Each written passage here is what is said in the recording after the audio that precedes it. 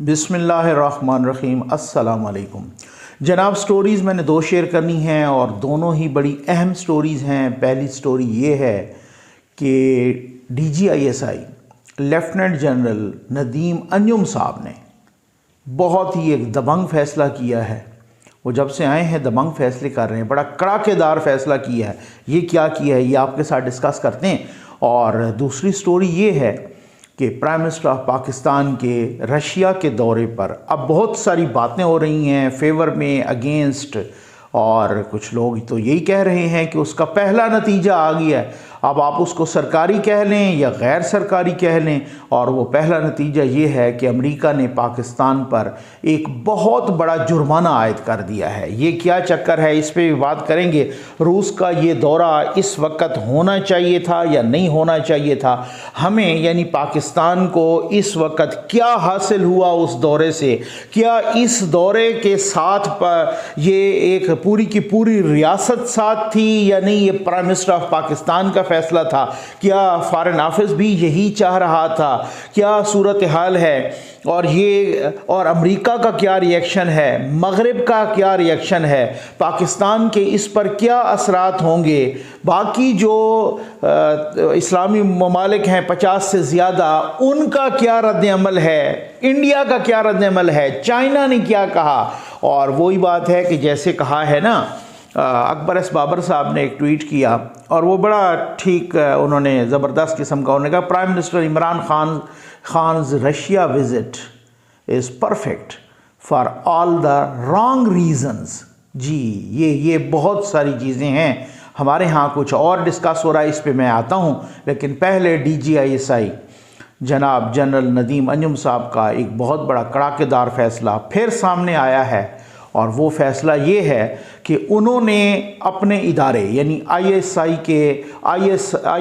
के तमाम मुलाजमीन को, छोटे से लेकर बड़े तक, ठीक है ना, तमाम को बहुत सख्ती से इंस्ट्रक्शंस दी हैं कि कोई बंदा सियासत में और सियासी एक्टिविटीज़ में मुलविस ना पाऊँ, किसी को ना देखूं कि वो सियासत में उसने दखल अंदाजी की है या सियासी एक्टिविटीज़ में वो मुलविस है। बहुत ही सख्ती से उन्होंने इस बात का आर्डर जारी किया है। अच्छा, अब इससे पहले हमने देखा कि वो जब आए तो उन्होंने ये हुक्म भी दिया था कि जी मैं जब किसी भी ऑफिशियल मीटिंग में, और हमें याद है कि जब वो मीटिंग हुई थी एक ऑफिशियल और उसकी एक वीडियो आई थी, तो उस वीडियो में जनरल नदीम अंजुम साहब नज़र नहीं आए। तो फिर उसके बाद कुछ चहमगोइयाँ होने लगी कि यार ये क्या वजह है कि जनरल नदीम अंजुम साहब को बुलाया नहीं गया या वो नहीं गए या क्या सूरत हाल क्या है। तो फिर उसके बाद वो पता चला कि नहीं जी, उनको बुलाया भी गया, वो गए भी सही, लेकिन उन्होंने एक इंस्ट्रक्शंस दी हुई हैं कि जी मेरी कोई भी सरकारी मीटिंग की कोई तस्वीर, कोई वीडियो, कोई इस किस्म का कोई पोज, कोई चीज़ भी बाहर नहीं जाएगी, और ना प्रिंट मीडिया में आएगी, ना इलेक्ट्रॉनिक मीडिया में आएगी वो वीडियो, ना ही सोशल मीडिया पे आएगी, ना ही वो रिलीज़ की जाएगी। तो ज़ाहिर है वहाँ से तो वो तब आ सकती है ना कि जब वहाँ से रिलीज़ की जाए। इसी वजह से अब वीडियो रिलीज़ भी की जाती है तो उसमें हमें बाकी तो सब नज़र आते हैं, वो नहीं नज़र आते। तो ये उनका बहुत ही ज़बरदस्त किस्म का फ़ैसला था, मैं समझता हूँ। देखें, जहाँ पर हम तनकीद करते हैं ना, ये फ़ैसला उन्होंने सियासत में मुदाखलत न करने वाला क्यों दिया है अपने इदारे के तमाम मुलाजमीन को, और बड़े सख्ती से मना कर दिया गया है। हम जहाँ पर तनकीद करते हैं, मैं वो इंसान हूँ, मैं बार बार, मुझे कहने की आदत नहीं है कि मैं अल्लाह से डरता हूँ सिर्फ़, ठीक है ना, और कोई मुझे किसी किस्म का कोई खौफ नहीं होता अल्हम्दुलिल्लाह खुदावंद करीम के अलावा। तो अब आप ये देख लें, आप इस चीज़ के गवाह हैं, मैंने इस चीज़ को बहुत भुगता भी है। लेकिन जहाँ कहीं किसी का क्रेडिट बनता है वो देना चाहिए, ठीक है ना, ज़रूर देना चाहिए। जहाँ हम तनकीद का हक़ रखते हैं ना, वहाँ हम क्रेडिट ना दे के भी कंजूसी करते हैं इस तरीके से। मैंने कहा ना भाई, मेरा जो इदारे हैं रियासत के, अगर वो अपने कानूनी लिमिट्स में, कानूनी और आइनी लिमिट्स में रहते हैं, अपने कानूनी और आइनी दायरा कार में रहते हैं, तो फिर तो कौन पाकिस्तानी होगा मुहिब्बे वतन पाकिस्तानी कि जिसको अपने इदारों से, अपने डिपार्टमेंट से, अपने मुल्क से, अपनी रियासत से प्यार नहीं होगा? ये तो हो नहीं सकता। अच्छा, इसके साथ ही अब आप ये देख लें कि उन्होंने ये आर्डर भी किया है कि जी किसी किस्म के कोई सियासत में मुदाखलत नहीं होगी, हम मुकम्मल तौर पर न्यूट्रल होंगे। इससे पहले DGISPR ने भी कहा है कि हम न्यूट्रल हैं, हमें सियासत में ना घसीटा जाए। मैंने खुद कुछ रोज़ पहले ISPR से रब्ता करके पूछा, कुछ चीज़ें मैंने मालूम करने की कोशिश की, तो मुझे यही जवाब दिया गया कि नकवी साहब बिल्कुल इदारा न्यूट्रल है, ख़ुद सियासत जाने, सियासतदान जाने, उनका काम जाने, और हमारे बहुत सारे और मसाइल हैं जहाँ पे अफ़गानिस्तान भी है, जहाँ पे और भी चीज़ें हैं, बॉर्डर के इश्यूज़ भी हैं, कुछ इंटरनल सिक्योरिटीज़ के इश्यूज़ भी हैं, हम बहुत सारी चीज़ें और देखने में हैं, अपना मसरूफ़ हैं, तो इस वजह से हमें नहीं मालूम कि क्या है क्या नहीं है। तो मैंने उस चीज़ को भी सराहा, आज मैं बता रहा हूँ आपको, और उससे पहले वो फ़ोटो वाली बात या तस्वीर या वीडियो वाली बात को भी सराहा। लेकिन अब ये अल्लाह करे ऐसा ही हो। पहली बात तो ये है कि अब जो सूरत हाल हो रही हैं, कुछ डेवलपमेंट्स हो रही हैं, बहुत सारी हुई हैं, उसमें हमें लगा है कि वो न्यूट्रल हैं। हमें नहीं लगा, बल्कि सिर्फ हमें नहीं लगा, बल्कि मौलाना फजल रहमान साहब जैसे बंदे को भी लगा है कि ये न्यूट्रल हैं। खुद नून लीग को भी अब लगने लगा है कि ये न्यूट्रल हैं, पीपल्स पार्टी को भी लगने लगा है कि ये न्यूट्रल हैं, या हो रहे हैं, या उस तरीके से। अब उसके बाद वो चाह रहे हैं इसको लिटमस टेस्ट के तौर पे कि अगर ये अदम एतमाद आती है तो फिर इदारा कितना न्यूट्रल है, उससे पता चल जाएगा। अब एक और जो रोल है जो इस तरह का अदा कर रहा है मुबैना तौर पर, और अपोजिशन के लोग मुतादिद बार और कुछ सोशल मीडिया सर्कल्स भी मुतादिद बार इस चीज़ को वो पॉइंट आउट कर चुके हैं कि वो एक और एजेंसी है जो वज़ीर आज़म के अंडर आती है, IB है, और वो कह रहे हैं कि उनके डाले शाले, और वो और इसी तरह से FIA है, और इसी तरह से पुलिस है। तो इस तरीके से मेरा ख्याल है अब ये वक्त आ गया है कि सिर्फ ये नहीं कि जब तक ये DG साहब हों, लेफ्टिनेंट जनरल नदीम अंजुम साहब, ये अपना एक पॉलिसी रखें, या ये अब उस तरीके, अब ये पॉलिसी उनकी एक पाक फ़ौज के इदारे से हट के एक अलूफ पॉलिसी तो हो नहीं सकती। ये उनका इंडिपेंडेंट फ़ैसला, तो आई थिंक कि मेरा ख्याल है जब तक उनको, इसका मतलब है पूरी आशीर्वाद हासिल है और पूरा का पूरा कंट्रोल टावर इस फैसले में बराबर का शरीक है, और उनको बता दिया गया है कि आप इसी तरीके से और किसी तरीके की सियासत में ना घुसें, और ये सूरत हाल है। अच्छा, अब पता तो चल जाएगा, कोई बात नहीं है, कुछ और इवेंट्स इस तरह से होंगे तो उससे मतलब पता चल जाएगा। लेकिन मेरा मानना ये है कि चाहे वो ISI हो, चाहे वो IB हो, चाहे वो FIA हो, चाहे वो कोई और इदारा हो, चाहे पुलिस हो, उसको न्यूट्रल होना चाहिए। वो स्टेट के डिपार्टमेंट्स और स्टेट के इदारे हैं, इस तरीके से उनको किसी किस्म की आज तो इंटरनेशनल लॉज में भी ये चीज़ डिवाइस हो चुकी है कि जी बिल्कुल जो भी गैर कानूनी हुक्म है आप वो ना मानें। अब जो आप समझते हैं कि गैर आइनी और गैर कानूनी हुक्म है, आप वो ना माने। लेकिन यहाँ पे मुसीबत ये होती है कि जैसे अब मरियम औरंगज़ेब साहबा ने कुछ रोज़ पहले पेशावर वाले साहब पे बहुत ही संगीन इल्ज़ामात लगाए, और उन्होंने कहा कि वो कॉल्स कर रहे हैं हमारे लोगों को, इमरान खान साहब उनसे कॉल्स करवा रहे हैं, और अगर ये बाज ना आए तो हम उनका नाम ले लेंगे। तो नाम न लेके भी खैर उन्होंने ले लिया। तो इस हवाले से तो मैं समझता हूँ कि अब एजेंसीज़ को ना अपना रोल फ्यूचर के लिए भी अपना रोल एक मुकर्रर कर देना चाहिए, अपना रोल एक मुख्तस कर देना चाहिए, और वही रोल होना चाहिए जो उसे आइन और कानून ने दिया है, इससे हट के नहीं होना चाहिए। और ये सिर्फ ये नहीं है कि फ़लाँ DG बैठा है तो उसे नहीं, ओवरऑल एक इदारे की पॉलिसी बन जानी चाहिए कि भाई सियासत में नहीं, क्योंकि सियासत में जब आप आते हैं, मेरा अपना मानना ये है कि कुछ इदारे, चाहे ये पाक फ़ौज का इदारा हो, इसी तरह से चाहे अदलिया हो, अब अदलिया का भी वो उस तरीके से फॉर द टाइम बीइंग मुझे नज़र आ रहा है कि ख़ास तौर पर खैर जस्टिस अतर मिनल अब्दुल्ला साहब की तो क्या ही बात है, मैंने कहा ना कि उसके लिए तो हर लम्हा दुआ है कि ऐसे जजेस जो है ना, और ये नहीं है कि सिर्फ इस गवर्नमेंट में, अगली गवर्नमेंट कोई भी आ जाए इसी तरीके से ही वो जो है ना अपना, क्योंकि जब अदालत आज़ाद होती है, जब अदलिया आज़ाद होती है, तो मुझ जैसे बेबस आदमी के लिए, आप जैसे बेबस आदमी के लिए, एक गरीब बेबस आदमी के लिए वो एक बड़ी उम्मीद की किरण होती है, वो बहुत एक होप होती है, एक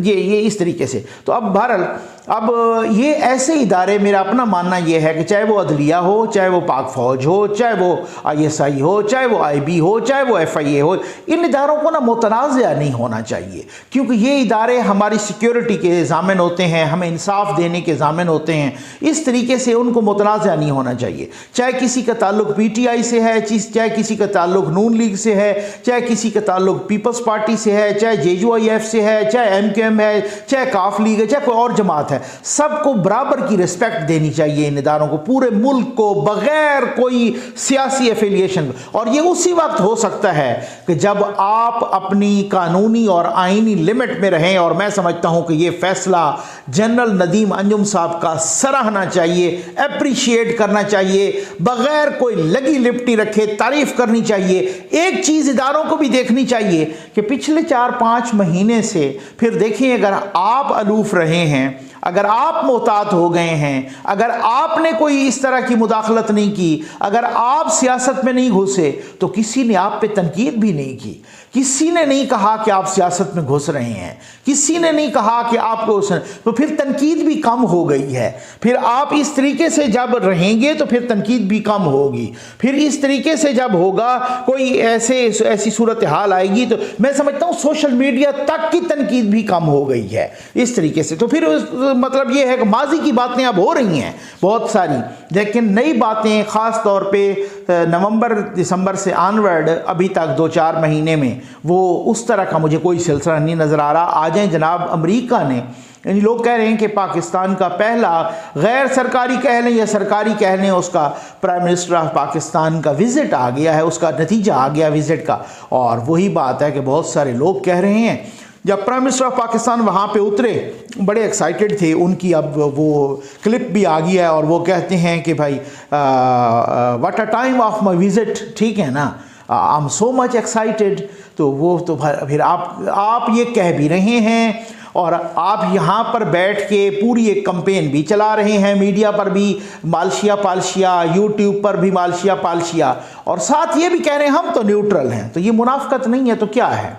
जहाँ पर सारे के सारे आपको कह रहे हैं कि भाई मैं आपको, देखें एक बात है ना, हर बंदे ने अपने नेशनल इंटरेस्ट का दिफा करना है, पाकिस्तान ने भी अपने नेशनल इंटरेस्ट का दिफा करना है। चाइना के बेहतरीन ताल्लुकात हैं इस वक्त रशिया के साथ, क्या वो उसने वहाँ विज़िट किया? क्या वहाँ पे उन्होंने कोई ऐसा दबंग किस्म का स्टेटमेंट दिया रशिया की फेवर में? और 50 से ज़्यादा मुसलमान ममालिक हैं, उनमें से कौन सा ऐसा कि ना उधर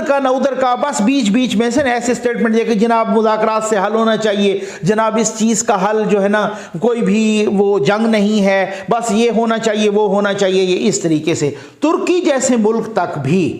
अब आप अंदाज़ा कीजिए, वहाँ भी रजब तैयब अर्दगान साहब वो भी खुल के एक तरह से यूक्रेन की हिमायत में आए हुए हैं। पूरे का पूरा मगरिब, यूरोप, अमेरिका, कनाडा, ऑस्ट्रेलिया, सब के सब जो है ना यक ज़बान हैं और इस तरीके से। और फिर उसके बाद आप देख लें, ख़ुद अमेरिका ने कहा है कि हमने पाकिस्तान को हर एक चीज़ से आगाह कर दिया है और हम इस दौरे को भी देख रहे हैं। अब मुझे ख़दशा है कि अल्लाह माफ़ करे, अभी तो अमेरिका के बोर्ड ऑफ डायरेक्टर्स ने, उनका जो बोर्ड है रिज़र्व बोर्ड ऑफ डायरेक्टर्स, उसने, अमेरिका के रिज़र्व बोर्ड ने एक जुर्माना आयद किया है पाकिस्तान के नेशनल बैंक पर, और वो पाकिस्तानी रुपयों में उसमें उसने, और दूसरा एक जुर्माना है न्यूयॉर्क का जो है ना state department of financial services, उन्होंने कोई 55 मिलियन डॉलर का, और ये पाकिस्तानी रुपयों में कोई राउंड अबाउट यूँ समझ लें कि 9 अरब और 70 करोड़, तकरीबन 9.25 अरब बहुत बड़ी बात है। ये स्टेट बैंक पर अपना हमारे नेशनल बैंक पर वहाँ, क्योंकि नेशनल बैंक की हमारी उधर न्यूयॉर्क में भी ब्रांच है, और उन्होंने कहा है कि इन पर इस वजह से किया है कि इन्होंने मनी लॉन्ड्रिंग का के असूल रूल्स वो ओबे नहीं किए, उसकी वायलेशन की है। अच्छा, बहुत बड़ा इल्ज़ाम है। अच्छा, कुछ लोग ये कह रहे हैं कि ये जो है ना नहीं, ये पहले से ही वो था और सूरत हाल ये थी कि पहले से, और उनकी जो सारा कुछ वो प्रेस रिलीज़ आई है वो मैंने पढ़ी है, उसमें भी लिखा हुआ है कि 2016 में भी इन्होंने हमें एक एफिडेविट टाइप दिया था कि हम एहतियात करेंगे और रूल्स रेगुलेशंस की खिलाफ वर्जी नहीं करेंगे। उसके बाद इन्होंने वो इस तरह से नहीं किया, तो वो बहुत लंबा चौड़ा है। तो वो एक जुर्माना कोई $20.4 मिलियन का और दूसरा $35 मिलियन का, तो ये टोटल $55 मिलियन और 9 अरब और 70 करोड़ तकरीबन जो अभी के बनते हैं पाकिस्तान के। ये बहुत बड़ा जुर्माना है पाकिस्तान पर। पहले भी हमें 7 अरब का तकरीबन टीका वहाँ ब्रॉडशीट में भी लग चुका है। अब ये आप इस चीज़ को देखें कि क्या ये पुराना वो सिलसिला है, या ये मेरिट पे किया गया, या ये वहाँ से हुआ उस विज़िट का नतीजा है, था पुराना और अभी इसलिए अनाउंस किया गया क्योंकि वो हमें सबक सिखाना चाहते थे, सबक पढ़ाना चाहते थे। मैं कहता हूँ ये जुर्माना तो आप छोड़ दीजिए, मुझे तो खदशा इस बात का है कि जो हमने किया उसके नतीजे में कहीं हम FATF की ब्लैक लिस्ट में ना आ जाएं, ग्रे लिस्ट से ब्लैक लिस्ट में, इसी तरह का कोई बहाना बना के, इसी तरह की किसी चीज़ को उछाल के, क्योंकि वो कान को इधर से पकड़ो उधर से पकड़ो, वहाँ यहाँ तो ना अपने मफादात में बड़ा कुछ कान मरोड़े जाते हैं, कुछ इधर उधर फैक्ट्स फिगर यूँ यहाँ करके, तो उस कोई पूछने वाला नहीं होता ना। नो डाउट कि अमेरिका के भी प्रोफाइल पर कोई इतनी अमन पसंदी या कोई इतना वो सारा कुछ नहीं है, लेकिन भाई एक सुपर पावर है। अब मेरे बहुत सारे दोस्त कहेंगे कि सुपर पावर सिर्फ खुदावंद करीम है, नो डाउट, लेकिन कुछ ग्राउंड रियलिटीज़ भी होती हैं, कुछ इस तरह की चीज़ें भी होती हैं। हमने जो किया अगर वो हैं तो फिर हम क्यों बहुत सारे वहाँ जाना चाहते हैं, और वहाँ से ही सारा कुछ बड़े फैसले आते हैं और वहाँ पे बड़ी विज़िट। और लास्ट टाइम आपने देखा जब ट्रम्प साहब थे तो वज़ीर आज़म साहब के 2 विज़िट हो गए, या गालिबन 2-3 विज़िट हुए, और बड़े हम देखते थे कि जी बड़े यहाँ पे मालशिया पालशिया उछल रहे होते थे। हम क्या कर रहे हैं, वहाँ पर ना कोई बहुत बड़ा अनाउंसमेंट हुई, वहाँ पर ना कोई हमें डॉलर मिले, वहाँ पर ना को हमें बहुत बड़ा कर्जा मिला, वहाँ पर ना इस वक्त रशिया को पाकिस्तान में बहुत बड़ी कोई इन्वेस्टमेंट करने लगा था, और ना ही वो इस पोजीशन में था। चीन के दौरे के दौरान सुना है उनको वज़ीर आज़म साहब को दावत मिली। कम से कम इस सिचुएशन को अवॉइड किया जा सकता था कि जी अगर अभी जो सूरत हाल बनी हुई है हम कुछ दौरे को डिले कर दें, या कोई इस तरीके से सूरत हाल जहां पूरी की पूरी दुनिया यूं देख रही है वेट एंड सी, वहां हम जनाब जाके टपक पड़े हैं। और यहां मालशिया पालशिया क्या कह रहे हैं, मालशिया पालशिया कह रहे हैं कि देखो वो मुलाकात जो 1 घंटे की थी अचानक कैसे 3 घंटे की हो गई है। वो देखें जी फलां के साथ तो टेबल बहुत बड़ा था, वो फ्रांस के सदर के साथ हुआ या ईरान के सदर के साथ हुआ या बाकियों के साथ, वज़ीर आज़म साहब के साथ तो देखें कैसे मिल के बैठे। यानी ये मालशिया पालशिया का मेयार रह गया है। ये मालशिया, उसमें नहीं पता कि हमारे नेशनल इंटरेस्ट क्या हैं, उसमें नहीं पता कि हम IMF के गिट्टे गोडे पकड़ के हम अपने स्टेट बैंक को पहले ही गिरवी रख चुके, हम पता नहीं कितनी अपनी मुल्क की खुद मुख्तारी को गिरवी रख चुके। IMF अमेरिका के कंट्रोल में, वर्ल्ड बैंक अमेरिका के कंट्रोल में, और जो मॉनेटरी इंटरनेशनल मॉनेटरी इदारे हैं वो सारे अमेरिका के कंट्रोल में, जो है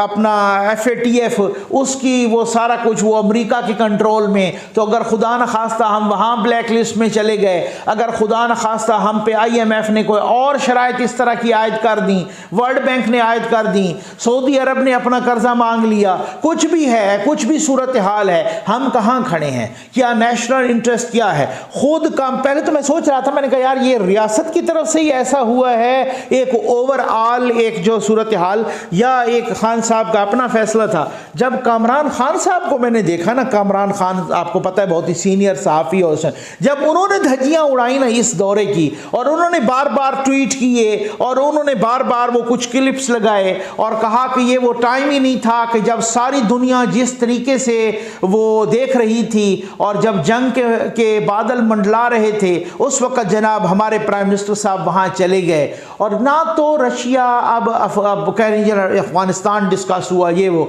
रशिया कितना कुछ अफगानिस्तान में इस वक्त इंटरेस्टेड है, कितना कुछ वो गर्म पानियों में इंटरेस्टेड है, कितना कुछ वो कश्मीर में इंटरेस्टेड है, कितना कुछ मैं आपको बताऊं ना, कितना कुछ वो जो है ना यहाँ पर हमारे यहाँ एक इन्वेस्टमेंट करने में इंटरेस्टेड है, कितना कुछ वो हमें पोजीशन में है इस वक्त कि हमें को डॉलर भर के दे दे और हमारा को कर्जा उतर जाए और हमारी को बहुत बड़ी इन्वेस्टमेंट आ जाए। मैं कभी भी नहीं कह रहा, बिल्कुल रखने चाहिए ताल्लुकात इसने, लेकिन जब दो में इस तरह की टसल हो, जब दो हाथियों की लड़ाई हो रही हो, उसमें खाम खा अपने आप को यूं फंसाना। और फिर यहाँ हमारे डबल स्टैंडर्ड ये हैं माजत के साथ कि हम कह रहे हैं हम तो कहीं भी नहीं, हम नहीं इधर है ना उधर है, हम किसी का हिस्सा नहीं बनेंगे। दो में जंग हो रही है, जंग शुरू हो गई है, आप एक के साथ हो के जाके खड़े हो गए हैं और व्हाट अ टाइम आप कह रहे हैं, what a time of my visit, I am so much excited. और यहाँ पे वज़रा भी और यहाँ पर जनाब बाकी लोग भी और मालशिया पालशिया बैठ के रशिया की वकालत भी कर रहे हैं पूरे मुल्क में, और यूट्यूबर हों या मालशिया पालशिया एंकर हों, और ये सारा कुछ जो है ना यहाँ हमारे यहाँ ये सारा चल रहा है। तो जब चीन जैसे उनके करीब तरीन दोस्त ने भी मोहतात रवैया अख्तियार किया है, तो क्या वो मोहतात रवैया हम अख्तियार नहीं कर सकते? अगर हमें इसकी कीमत चुकानी पड़े, हम कल को तो चलो हमारी मेमोरी तो बड़ी शार्ट होती है, लेकिन जो इस लेवल पे इंटरनेशनल कम्युनिटी के लोग होते हैं वो तो नहीं भूलते इन चीज़ों को। अमेरिका तो नहीं भूलेगा, मगरिब तो नहीं भूलेगा इन चीज़ों को, यहाँ पे कनाडा तो नहीं भूलेगा, यहाँ पर ऑस्ट्रेलिया तो नहीं भूलेगा, यहाँ पे यूरोप तो नहीं भूलेगा, बरतानिया नहीं भूलेगा यहाँ इन चीज़ों को। आप खुद बताएं ना। तो फिर अगर वो नहीं भूलेंगे और हर बात पे और हर स्टेप पे उन्होंने हमें जलील करना शुरू कर दिया, और ऑलरेडी हमारी इकॉनमी ये है कि हम तो अपनी तनख्वाहों के पैसे भी कर्जों से दे रहे हैं, ऐसे मौके पर आप टेबलों का साइज नाप रहे हैं, आप कुर्बत शो कर रहे हैं, आप घंटे की मुलाकात को 3 घंटे और रेड कारपेट आप कर रहे हैं। और मैं समझता हूँ ये कोई आई थिंक ये एक डिबेट ने एक वो जन्म लिया है कि क्या ये दौरा अब क्वेश्चंस उठने लग गए हैं कि हमारे नेशनल इंटरेस्ट में किया गया है। ये बात तो वही, अब इसको क्या कह सकते हैं। अल्लाह ताला पाकिस्तान पर, पाकिस्तान की कौम पर रहम फरमाए, करम फरमाए। उम्मीद है आपको वीडियो पसंद आई होगी। आपका बहुत बहुत शुक्रिया।